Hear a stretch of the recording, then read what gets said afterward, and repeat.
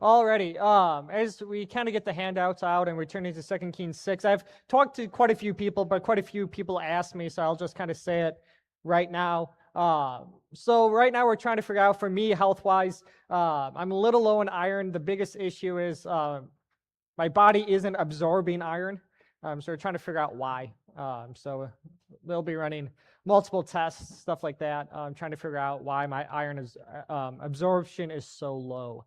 Ideally, it's like 20. Mine's at like 12, so it's not good. So that's where I'm at that.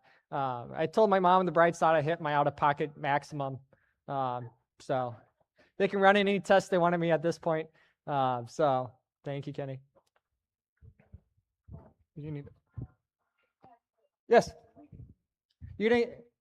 I think Gail has a few. They got one. Alrighty. So if you were, we're slightly off schedule. No, we changed the schedule. We're not, well, off schedule, but we changed it. Originally, we were supposed to be like 2 Kings, like 4 through 6. But Pastor and I were talking, and we didn't know how long the voters' meeting would go. We have a lot to cover today, but the other section is a lot more. It's like 3 chapters we're kind of fit into 1 hour. And we're like, with the voters' meeting, that's going to be even harder. And so we're switching what was supposed to be this week and next week. So we're going to be slightly off chronologically in 2 Kings. Next week, we'll kind of do earlier chapters, and then we'll be back on. But 2 Kings 6, it's one of my favorite stories. And part of the reason we're doing Elisha is 2 reasons. One, Elisha has a lot of different stories that we maybe don't know much about. So it's just kind of get to know Elijah, get to know Elisha, and get to know his stories and all that God did through him. But at the same time, we're kind of using Elisha as a jumping off point to maybe kind of talk about other things we want to talk about, which we'll see a little bit today as well. But that's why we're focusing on Elisha for about a month. So 2 Kings 6, 8 through 23, a wonderful story. Once, when the king of Syria was warring against Israel, he took counsel with his servants, saying, "At such and such a place shall be my camp." But the man of God sent word to the king of Israel, "Beware that you do not pass to this place, for the Syrians are going down there." The man of God would be Elisha here. That's Elisha. And the king of Israel sent to the place about which the man of God told him. Thus he used to warn him, so that he saved himself there more than once or twice. And the mind of the king of Syria was greatly troubled, saying of this thing, and he called his servants and said to them, "Will you now show me who of us is for the king of Israel?" And one of his servants said, "None, my lord or king, but Elisha, the prophet, is in Israel, tells the king of Israel the words that you speak in your bedroom." And he said, "Go and see where he is, that I may send and seize him." It was told him, "Behold, he is in Dothan." So he sent their horses and chariots and a great army, and they came by night and surrounded the city. When the servants of the man of God rose early in the morning and went out, behold, an army of horses and chariots was all around the city. And the servant said, "Alas, my master, what shall we do?" He said, "Do not be afraid, for those who are with us are more than those who are with them." Then Elisha prayed and said, "O Lord, please open his eyes that he may see." So the Lord opened the eyes of the young man, and he saw. And behold, the mountain was full of horses and chariots of fire all around Elisha. And when the Syrians came down against him, Elisha prayed to the Lord and said, "Please strike the people with blindness." So he struck them with blindness in accordance with the prayer of Elisha. And Elisha said to them, "This is not the way, but this is not the city. Follow me, and I will bring you to the man whom you seek." And he led them to Samaria. As soon as they entered Samaria, Elisha said, "O Lord, open the eyes of these men, that they may see." So the Lord opened their eyes, and they saw, and behold, they were in the midst of Samaria. As soon as the king of Israel saw them, he said to Elisha, "My father, shall I strike them down? Shall I strike them down?" He answered, "You shall not strike them down. Would you strike down those whom you have taken captive with your sword and with your bow? Set bread and water before them, that they may eat and drink and go to their master." So he prepared for them a great feast. And when they had eaten and drunk, he sent them away, and they went to their master. And the Syrians did not come again on raids into the land of Israel. So I have a few maps here. So first you can see where the kingdom of Aram is the same kingdom as Syria. It goes by both words. Aram and Syria are the same thing. So you can see they're neighbors of Israel. Remember, divided kingdom, Israel is the northern kingdom, Judah is the southern kingdom. So they're in the northern kingdom. So Syria is right there with the Assyrian Empire to the north of them. But that's where they are. Their capital is Damascus.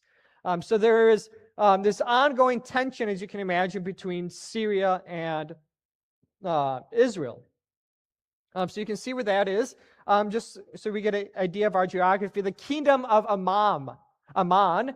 Who is the father of the kingdom of Ammon? If we know Old Testament history, this is a tough question, I will admit that.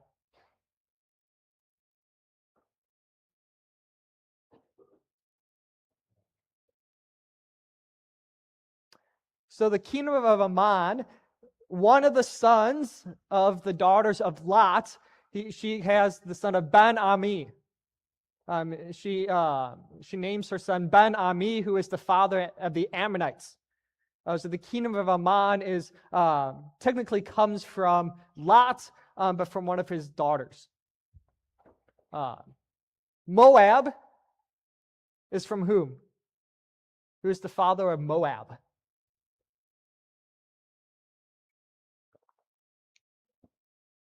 That also comes from Lot.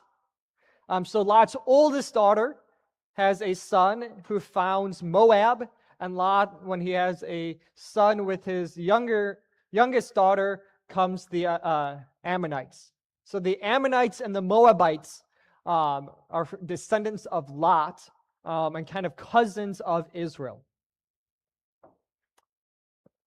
Remember, Ruth is a Moabite. Probably maybe the most famous Moabite for us is Ruth.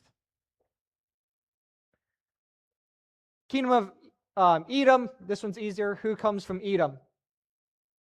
Descendants of whom? Yeah, Esau. Esau. Descendants of Esau, the Edomites.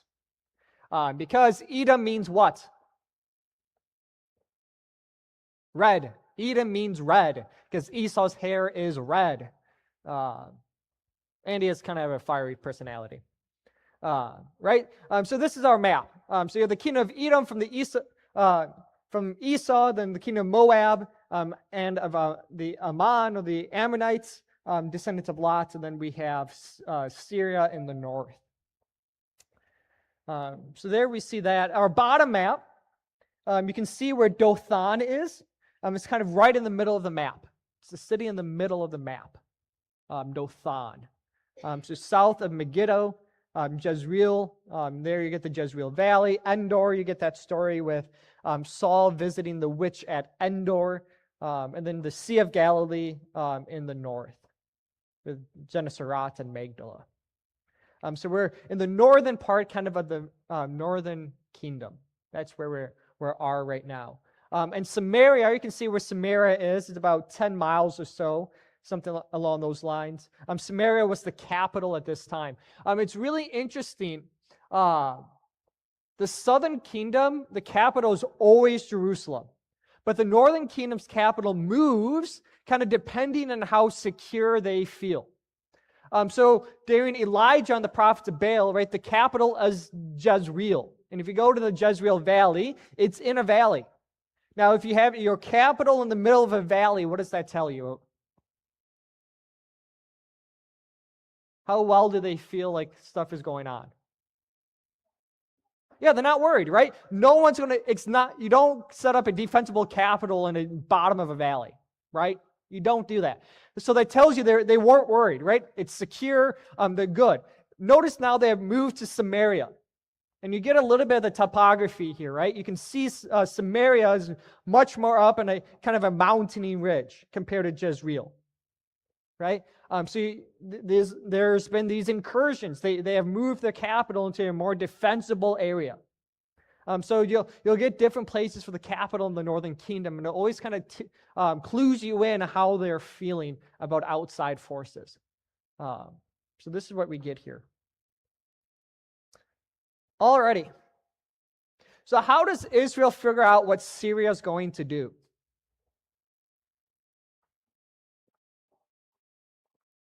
Yeah, Elisha. It's this wonderful thing, right? Syria's like, okay, we're going to go here. And Elisha just knows it, tells the king of Israel, and they, either they move their armies or they move their armies there to cut them off, these kinds of things, right? And it happens time and time again that Elisha, God just tells Elisha, this is what the king of Syria is going to do.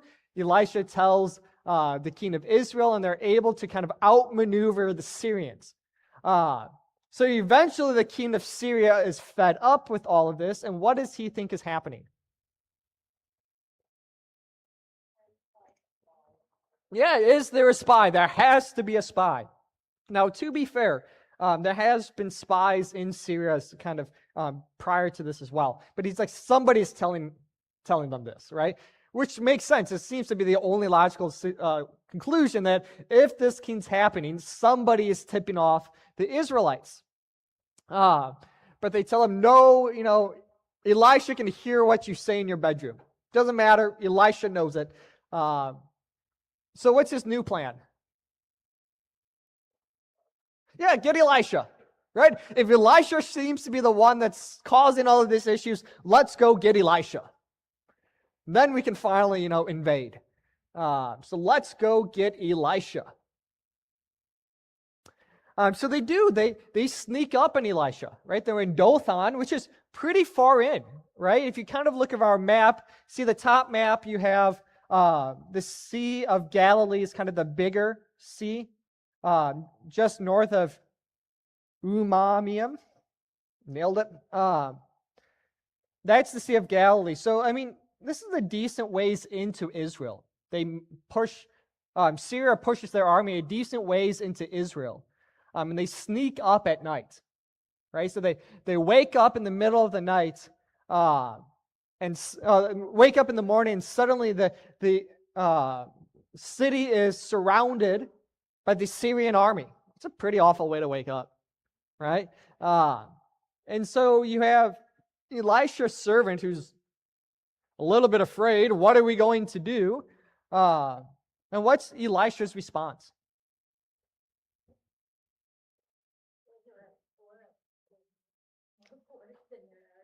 Yeah, there's more for us than there are against us. Yeah, so, his servant's kind of panicking, which I think we might all understand. If we woke up one day and suddenly there's an army surrounding Aberdeen, might be a little bit panicked.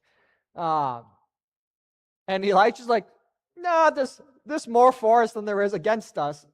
And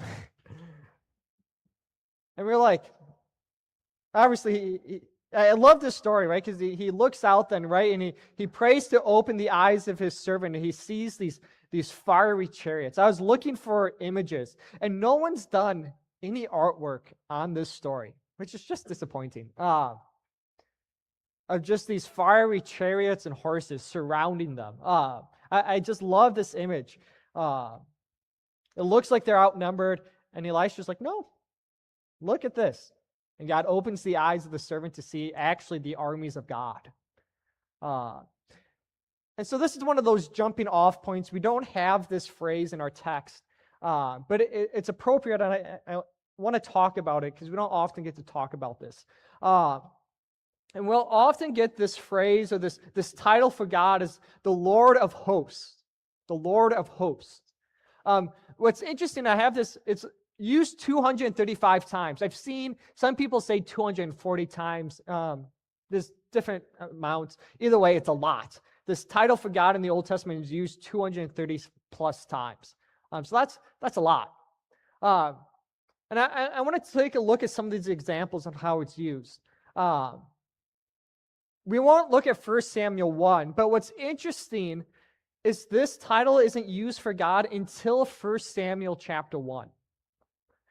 So throughout the whole Pentateuch, you don't get this. Throughout kind of the book of Judges, Ruth, you don't get this title for God, not until 1 Samuel.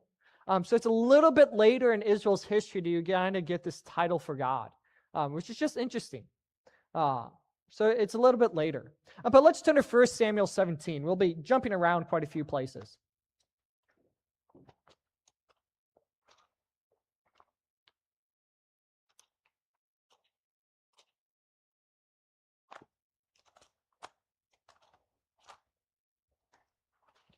1 Samuel 17, verse 45.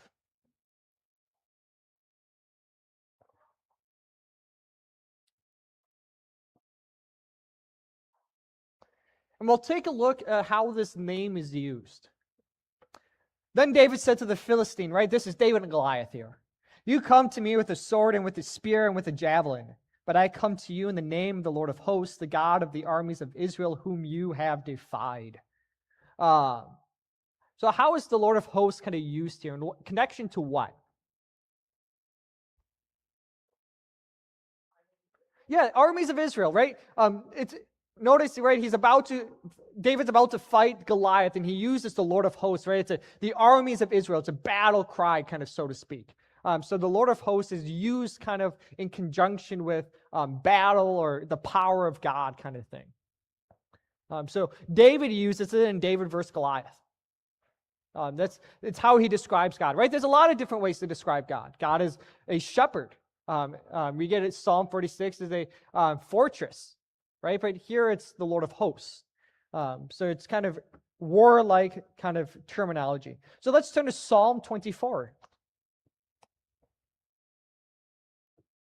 I should point out in 1 Samuel chapter 1, as we're turning, Hannah uses that. Hannah, when she is barren, she cries out to the Lord of hosts. So Hannah uses that. She's the first one. At least that's written down. Psalm 24. I'll read the whole thing. A psalm of David. The earth is the Lord's and the fullness thereof, the world and those who dwell therein. For he has founded it upon the seas and established it upon the rivers. Who shall ascend the hill of the Lord, and who shall stand in his holy place? He who has clean hands and a pure heart, who does not lift up his soul to what is false and does not swear deceitfully. He will receive blessing from the Lord and righteousness from the God of his salvation. Such is the generation of those who seek him, who seek the face of the God of Jacob. Lift up your heads, O gates, and be lifted up, O ancient doors, that the King of glory may come in. Who is this King of glory? The Lord, strong and mighty, the Lord mighty in battle. Lift up your heads, O gates, and lift them up, O ancient doors, that the King of glory may come in. Who is this King of glory? The Lord of hosts. He is the King of glory. So how is the Lord of hosts kind of used here? Or what's kind of the connotation behind it? So King of glory, right? So it's connotated with glory, right? How else?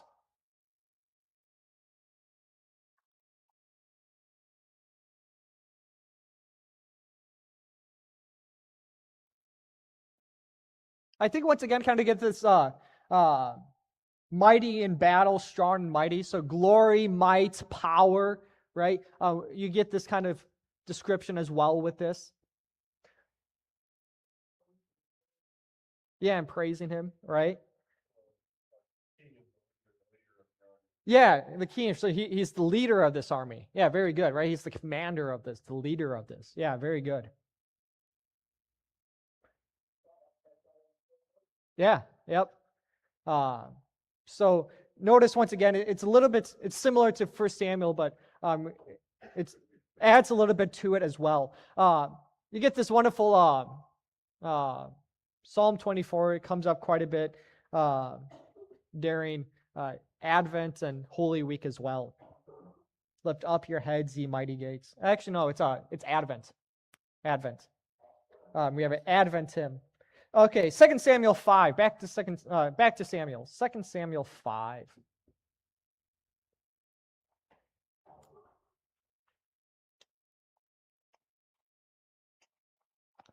Verse 10.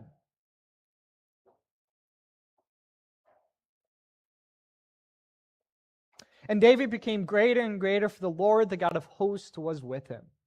So here we just kind of get once again with power and might, right? As David grows stronger and stronger. Why? Because the Lord of hosts is with him, right? So we won't look at the rest of these. You can kind of do so. Actually, we'll turn to Isaiah 6. Because Isaiah 6 will kind of serve twofold for the next part as well.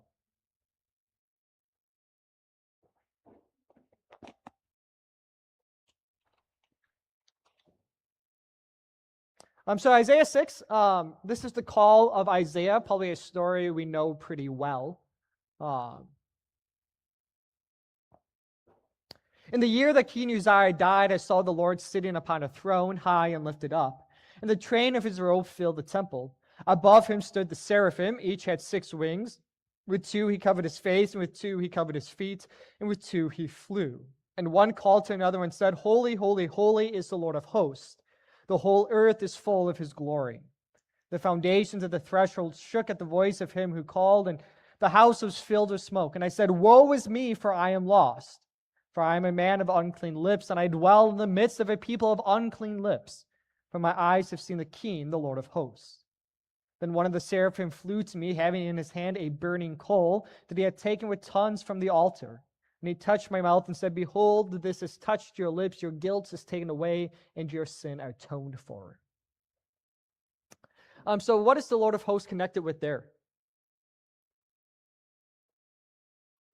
So forgiveness. Yeah, forgiveness. Yeah. So that's something we haven't seen yet with the Lord of hosts, but forgiveness. What else?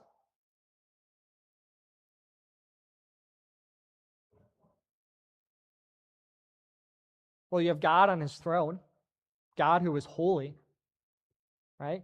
There is some power to this as God sits on his throne, but notice it's just describing God sitting on his throne, that he is holy above everyone else. He is the Lord of hosts.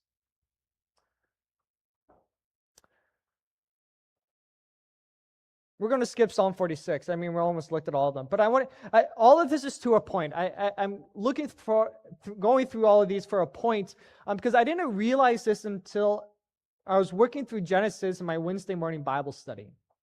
And suddenly, when we were reading through Genesis 2, I saw this. I'm like, oh my goodness, this just expands what it means for God to be the Lord of hosts. So if we turn to Genesis 2,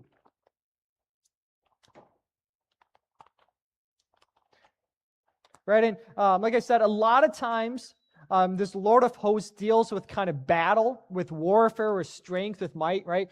God is he's the Lord of hosts. He is going to go to battle with the enemies of God, with the enemies of Israel. And I was reading Genesis 2, verse 1. Thus the heavens and the earth were finished, and all the host of them. So what does hosts mean there? So angels. What else? I think this includes everything of creation, right? The heavens and the earth were finished and all the host of them.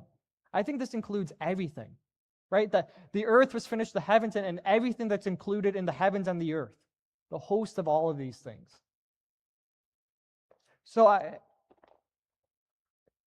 God is, he is the Lord of hosts. What does that mean? He is the Lord of everything, right? And so, we had gone through 1st and 2nd Samuel of the Lord of hosts quite a bit. It's mostly a military, God's power and his might. But you get this then, right? The Lord of hosts he's there. What does it mean? Well, he's going to use all of his creation to defeat the enemies of God. The Lord of hosts is there. What does it mean? Well, it's the Lord of over all creation, not just angels, definitely over angels, and we'll talk about angels in just a second, but over all of creation. Right? So this Lord of hosts, it talks about his power and his might, but that he is also, all the creation is at his beck and call. Right? This is the one they're fighting against. Right? The Lord of hosts is there, which means, well, it's doomed for the enemies of God. He can use whatever he wants and what he has created to do his purpose. Right? For me, it expanded this like 100-fold into, that's really cool. It changes how I read the Lord of hosts and what does this mean. Is there a difference between the Lord of hosts and the Lord Almighty? I would say it's 2 different words, so they're trying to do 2 different things. Now, does they encapsulate kind of one or the other? Yeah. The Lord Almighty, I think, is simply they both focus on his power, right? Obviously, Almighty, he's Almighty. The host, I think, is more so. We see it more with military stuff, and then with Genesis, it's much more that he's in charge of everything. He's in charge of all of creation. Almighty kind of goes, he has created all things, right? So if he's almighty, he can do all things. He has created all things. So they're similar, but there are kind of, I think, two slightly different, used in slightly different ways. Because I noticed the NIV is the Lord Almighty. And whatever version you're reading out of, ESV. is the Lord host. And I wondered why they. Yeah. Let me look up the Hebrew.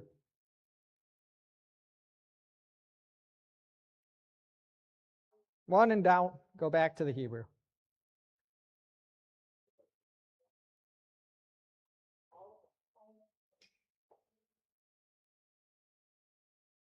So let me just compare that then to.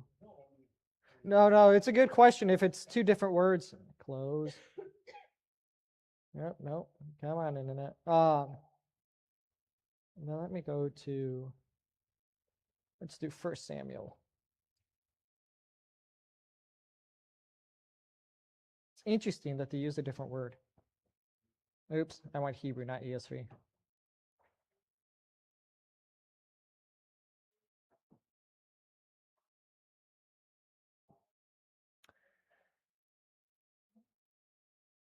So yeah, the idea behind, so it's kind of two different words, and the idea behind the one, especially in 1 Samuel, it's the same word in 1 Samuel as it is in Genesis, which I obviously haven't looked at all 235. I would assume it's the same word in pretty much all of them. And they kind of use that word as the commander of armies in Deuteronomy and other places. So my guess is two different words. Why they go with Almighty? I don't know. It's interesting. Because they want to translate commander of armies to Almighty, like in Deuteronomy, I would assume. So I don't know. Maybe because it does kind of connotate the same thing, but that's interesting. Yeah, it would be overall, right? Like I said, in each, they both demonstrate the power of God, but I don't know why they would go Almighty. Yeah, it's interesting. In the NIV, yeah. Yeah, that's interesting. Huh. Don't know why. Yes.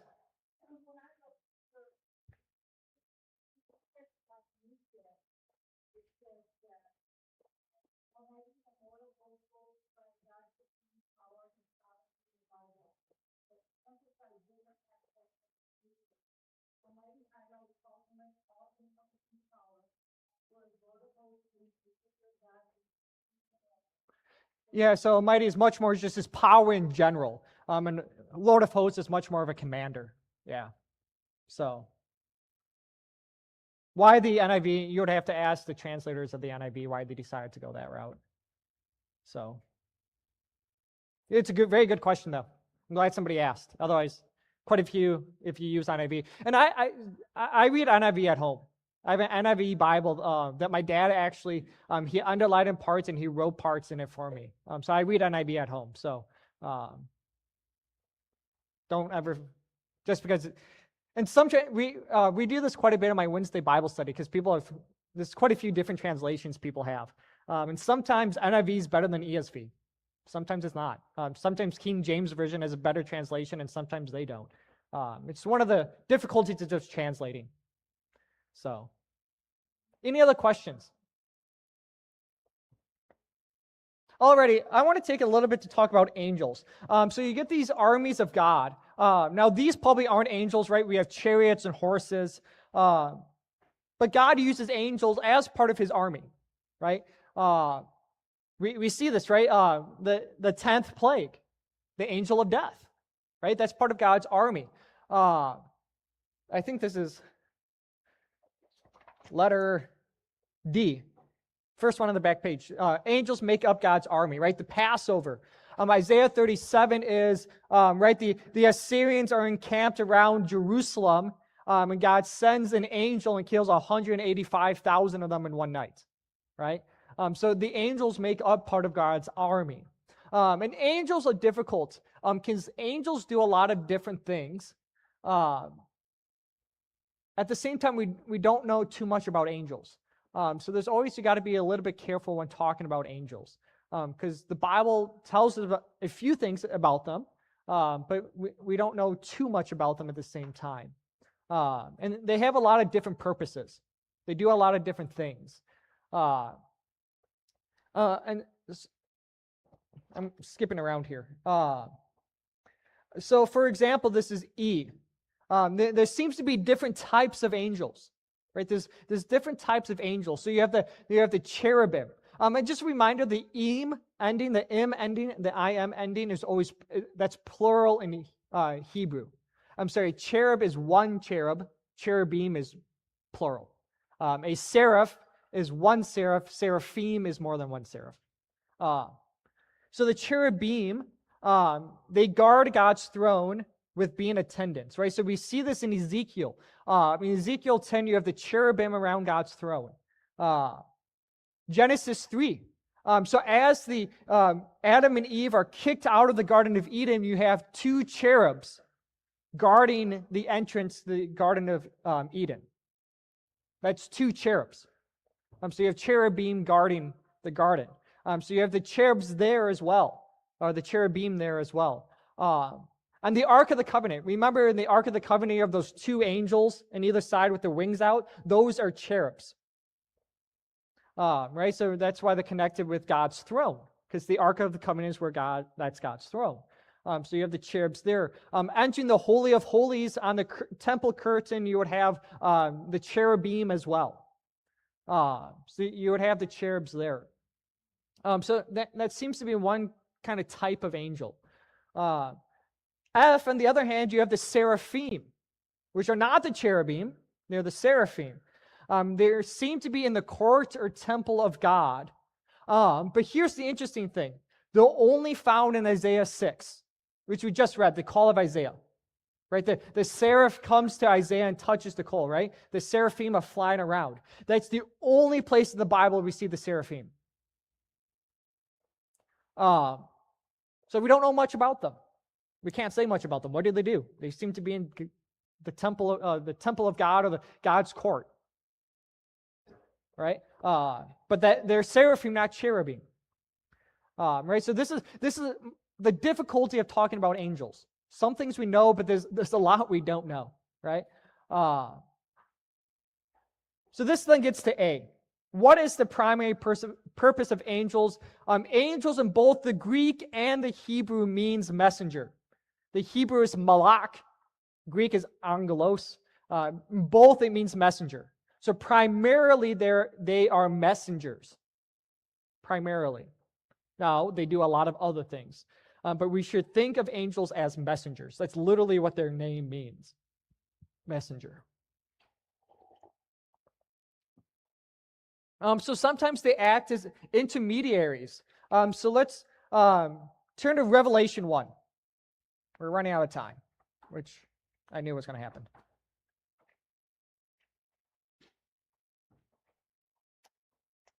Guys, this was just covering like 15 verses. Imagine if we tried to cover like 3 chapters.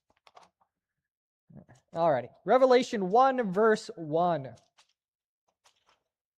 The revelation of Jesus Christ, which God gave him to show to his servants the things that must take place. He made it known by sending his angel to his servant John. Right? So notice the angel there is kind of an intermediary on the behalf of God. Right? God is showing John these things how by an angel. Right? So angels sometimes act as intermediaries between God and man. By doing these things. We see this in Galatians as well. C, serve in God's court. We kind of talked about that already. But we see this in Job as well. Right? In Job, Satan goes up to God's court and he's holding their court. It seems with other angels as well. D, we talked about they make up God's army. Right? So they fight on behalf of God. You have Michael the archangel. Right? We know 2 angels. Gabriel, right? And Michael the archangel, the leader of God's army. Those are the 2 angels we know.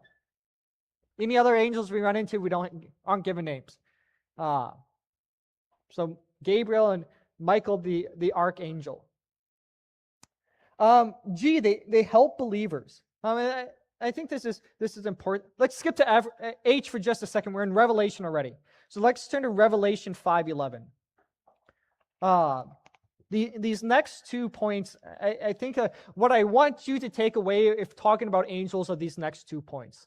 I'm sorry, I want to read a few of these verses. Revelation 5, verse 11. Then I looked, and I heard around the throne and the living creatures and the elders the voice of many angels, numbering myriads of myriads and thousands of thousands. Right? So how many angels are there? There's a lot. Right? There's a lot of angels. Right? John's description, myriad of myriad, thousands of thousands. There's a lot of angels. And then 12, verse 4. Revelation 12, verse 4. So this is,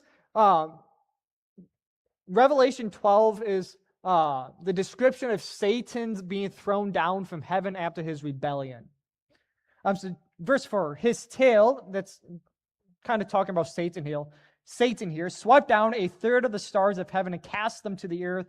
And the dragon stood before the woman who was about to give birth, so that she bore her child, he might devour it. So once she bore her child, he might devour it.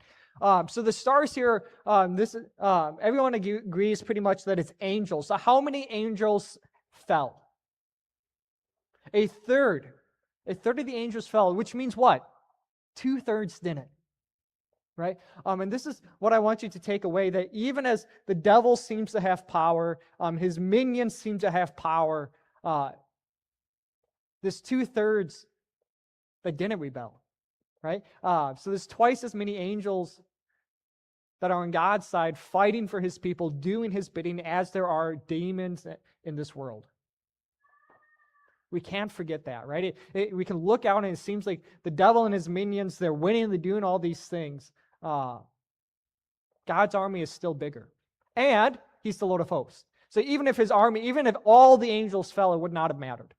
But I think it's good for us to know, no, there are still more good angels than those who rebel. We shouldn't lose heart or faith. And the other thing is, it doesn't matter because they don't have power. Oh, yeah, absolutely. Like I said, yeah. The Lord of hosts is still over all things. If all the angels fell, it would not have mattered. Yeah. I just think it's good. For me, personally, just me speaking, it doesn't matter, but it's nice to know. No, God's number still outnumbers them anyway. Would not matter, but their power, what does Luther say? Their power is a mere facade. He talks about the devil and his their powers. It's a mere facade, which I think is a good way of putting it. Aren't they just enacting or reflecting the power that God gives them? Yeah. And what God allows them to do. We do see, I guess, in many ways, some of the power of the angels have, kind of through the what the demons do and the like, just corrupted and evil. Yeah. Yep. Yeah. So let's turn to Psalm 91. How do angels? We kind of talked about what angels kind of do, their number, but what do angels do for us? Because they do stuff for us.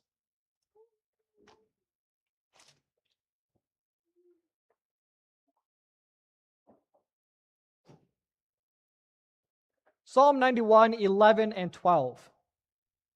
For he will command his angels concerning you to guard you in all your ways.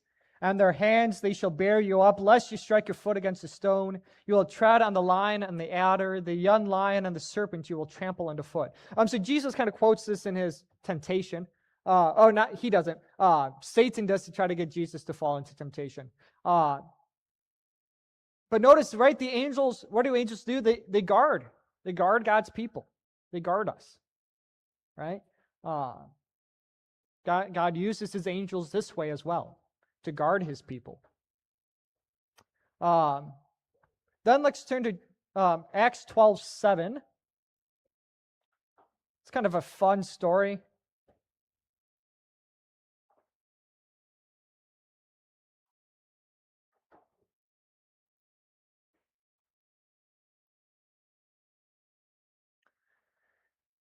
And behold, an angel of the Lord stood next to him, and a light shone in his cell.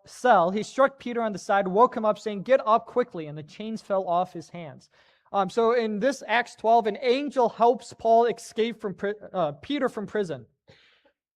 In fact, Peter thought this whole thing was a dream until he actually got outside of prison, and then he realized, oh, nope, this actually happened. Right, so there we see an angel literally saving Peter. He opens the doors for Peter to escape. Right? So God uses his angels sometimes to save his people. We see this here. So do we have a personal angel? Right? We kind of sometimes hear this. I don't know. Maybe. Bible doesn't say. Doesn't matter. Ultimately, doesn't matter. Right? God uses his angels sometimes to protect us, to guide us, to help us. Is there one specifically for a person? The Bible doesn't say. I thought a magazine thought like that guy was entitled angels, and it talked about angels that help people in the most. Sometimes they're in a hospital and if they will get the help they need, or they're out and stranded someplace, and an angel will put them. Yeah. You know. Yep. It's really interesting. Yeah, so angels come and help in various ways, right? God uses them in various ways. What we should take is God.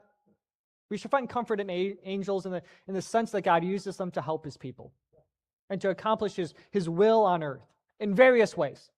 And so that's kind of angels. And this is important. Angels are spirits, not flesh. Sometimes they take the appearance of man, but they're not actually flesh. They're spirit. So like the angels who visit Abraham before Sodom and Gomorrah, right? The angels, they appear as men there. So sometimes they take the form of men, but they're not flesh like we are. So also, if you actually ever read description of angels, they're really kind of odd. One has eyes all over the place. It's kind of interesting. Any questions? Some of these you can finish up on your own. I apologize for not getting through it all. 7. Yeah, why does God not make his power visible? I don't have a direct answer for this. This is one of those, sometimes I like to hear from you guys. I have thoughts. I think sometimes he doesn't make his power visible I should say this. Sometimes he doesn't make his power visible for the sake of faith, right? I would say this. Does Elisha see God's power? Do we see God's power? I say we do. Why? Oh, maybe not quite like this in this story. All right. Yeah, right. That's Isaiah's problem, right? Woe is me. I'm a man of unclean lips. I would also say, right, we don't quite see it like here, or maybe Isaiah does, but we do see God's power. And why? Because of faith. Right? Because of faith. We can look out into the world and see what God is doing. Right? Somebody else can look out into the world and see nothing. Right? They say God is invisible. Where is he? And we can say, look at all the things he is doing. Why? Because of faith. Because of the Holy Spirit. Right? So why does he not always show this? I don't always know. It would be sometimes nice. Right? Wouldn't it be sometimes nice to look out and see God's army? That'd be kind of cool. But we do get to see God and his power compared to other people. Any other questions or comments? All righty. I also like how Elisha leads them into the capital. It's just a fun story. So I hope you like the story. So let's close with the Lord's Prayer. Our Father, who art in heaven, hallowed be thy name. Thy kingdom come, thy will be done, on earth as it is in heaven. Give us this day our daily bread, and forgive us our trespasses, as we forgive those who trespass against us. And lead us not into temptation, but deliver us from evil. For thine is the kingdom, and the power, and the glory, forever and ever. Amen. Thank you.